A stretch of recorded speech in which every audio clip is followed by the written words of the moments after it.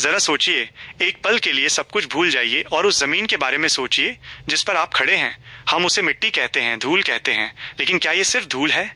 अगर मैं आपसे कहूं कि आपके पैरों के नीचे एक पूरी दुनिया सांस ले रही है, तो क्या आप यकीन करेंगे? एक ऐसी दुनिया जिसके अपने कानून है, अपनी जुबान है, अपनी भूख है और अपनी प्यास है। पिछले 50 सालों से हम इस दुनिया पर रसायनों की बमबारी कर रहे हैं। हम बिना सोचे समझे उसमें जहर डाल रहे हैं और बदले में वो हमें क्या दे रही है? बीमार फसलें, घटती पैदावार और कर्ज का बोझ। क्या आपने कभी सोचा है कि एक ही बीज, एक ही खाद और एक ही मौसम होने के बावजूद पड़ोसी के खेत में फसल लहलहाती है और आपके खेत में पीली पड़ जाती है?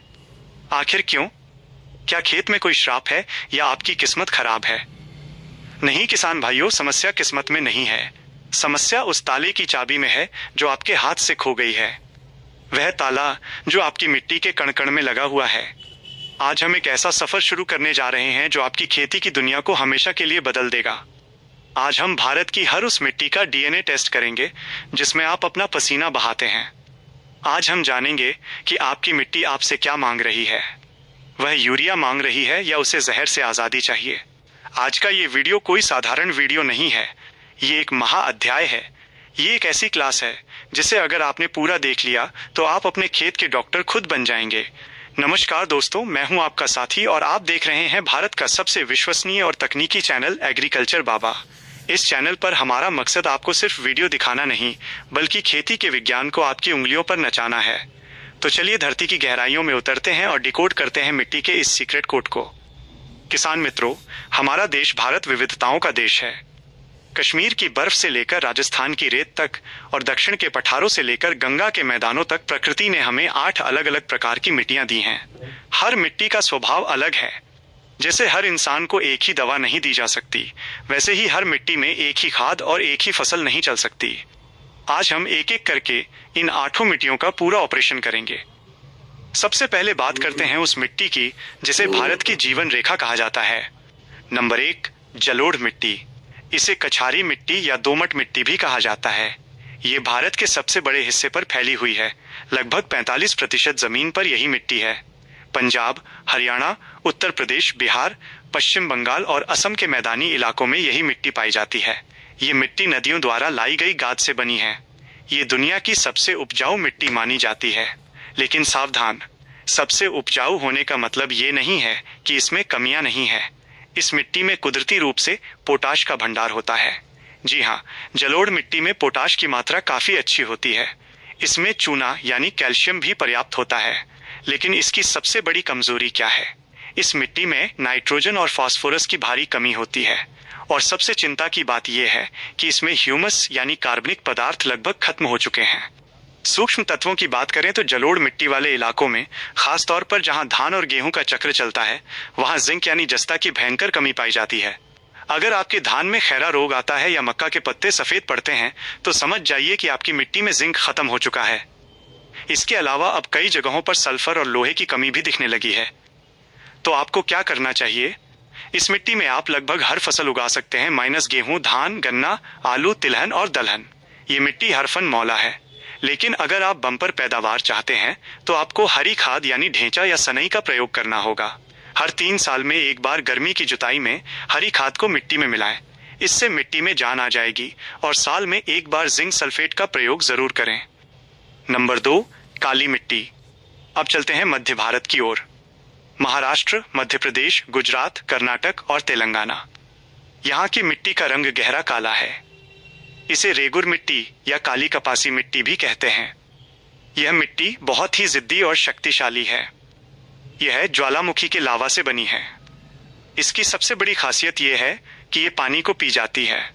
इसमें नमी रोकने की अद्भुत क्षमता है। यह मिट्टी गीली होने पर मक्खन जैसी चिपचिपी हो जाती है और सूखने पर इसमें बड़ी बड़ी दरारें पड़ जाती हैं। यह दरारें हवा को जड़ों तक पहुंचाती हैं, इसीलिए इसे स्वयं जुताई वाली मिट्टी कहा जाता है। पोषक तत्वों की बात करें तो ये मिट्टी खनिजों का खजाना है। इसमें कैल्शियम, मैग्नीशियम, पोटाश और चूना कूट कूट कर भरा है। रासायनिक रूप से ये बहुत अमीर मिट्टी है, लेकिन इसकी भी एक दुखती रग है। काली मिट्टी में नाइट्रोजन की बहुत कमी होती है, फास्फोरस भी कम होता है और जैविक कार्बन तो इसमें भी बहुत कम है।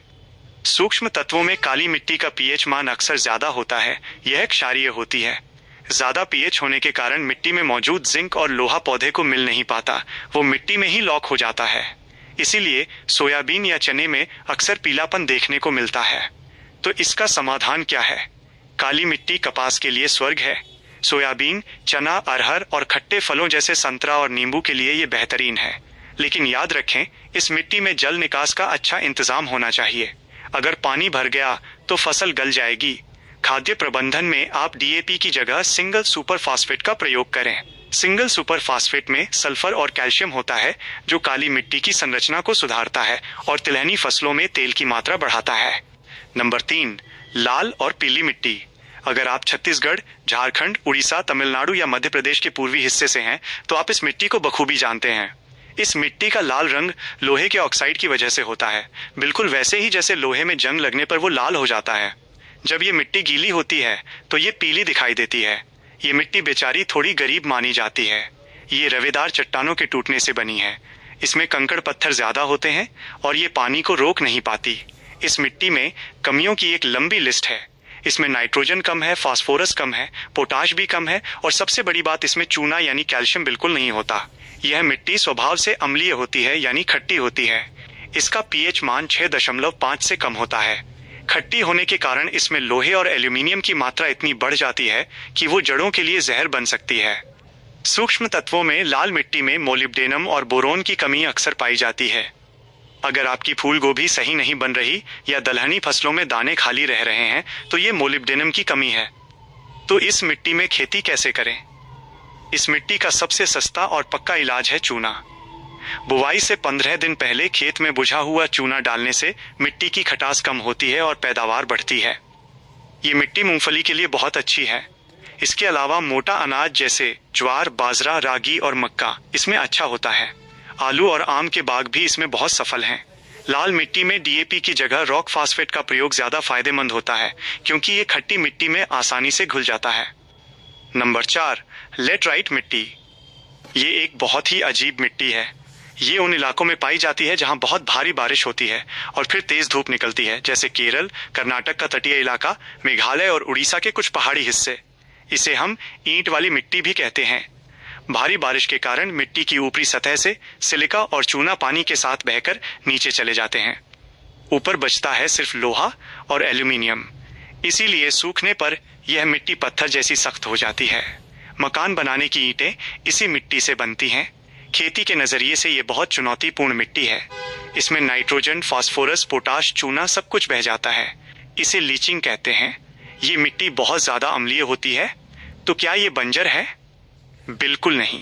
प्रकृति ने हर मिट्टी के लिए कुछ खास बनाया है। ये मिट्टी अनाज वाली फसलों के लिए तो अच्छी नहीं है, लेकिन बागवानी फसलों के लिए ये जन्नत है।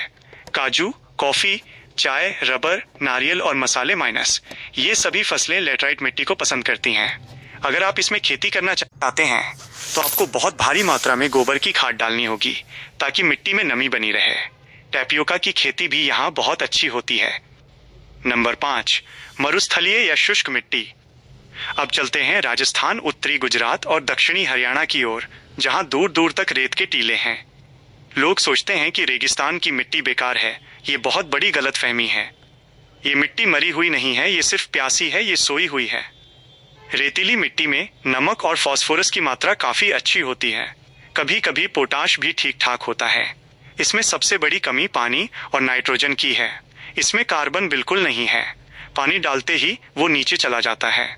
सूक्ष्म तत्वों की बात करें तो यहाँ का पीएच मान ज्यादा होता है, इसलिए जिंक, कॉपर और मैंगनीज की कमी हो जाती है।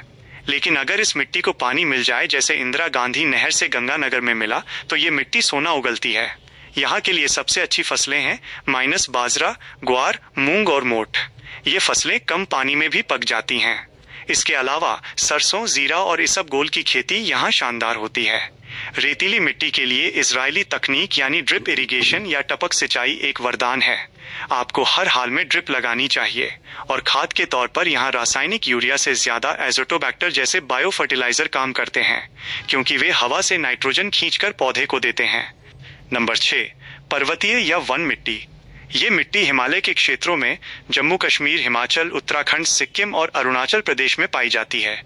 पहाड़ों की ढलानों पर जंगल बहुत होते हैं, पेड़ों के पत्ते गिरकर सड़ते रहते हैं, इसलिए इस मिट्टी में ह्यूमस या जैविक कार्बन की मात्रा बहुत ज्यादा होती है।